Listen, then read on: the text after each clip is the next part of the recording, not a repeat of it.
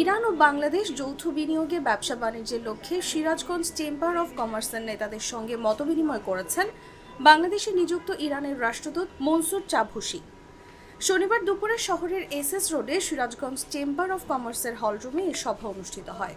সভায় সিরাজগঞ্জ চেম্বারের প্রেসিডেন্ট ও জেলা বিএনপির সাধারণ সম্পাদক সাইদুর রহমান বাচ্চু জেলায় শিল্প প্রতিষ্ঠান স্থাপন ও দুই দেশের পণ্য আমদানি রপ্তানির বিষয়ে নানা দিক তুলে ধরেন। আমি সিরাজগঞ্জ চেম্বার অব কমার্সের পক্ষ থেকে ওনার জ্ঞাতার্থে বলতে চাই যে আমাদের এই সিরাজগঞ্জ একটি সম্ভাবনাময় সিরাজগঞ্জ ব্যবসা বাণিজ্য করার জন্য অত্যন্ত ভালো একটি স্থান।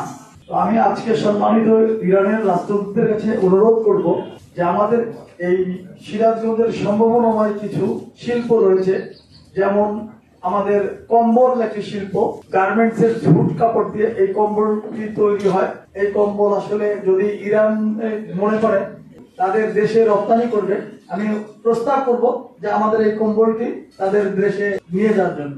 সাইদুর রহমান বাচ্চু সিরাজগঞ্জ যমুনা নদীর পাড়ে গড়ে ওঠা অর্থনৈতিক অঞ্চল ও বিসিক শিল্প পার্কের নানা সুবিধা তুলে ধরে সেখানের ইরানের ব্যবসায়ীদের বিনিয়োগ করার আহ্বান জানান। একই সঙ্গে জেলার দুগ্ধজাত পণ্য, তাঁত ও কম্বল শিল্প, সরিষা এবং দেশীয় প্রজাতির মাছের সম্ভাবনার নানা দিক উপস্থাপন করেন তিনি।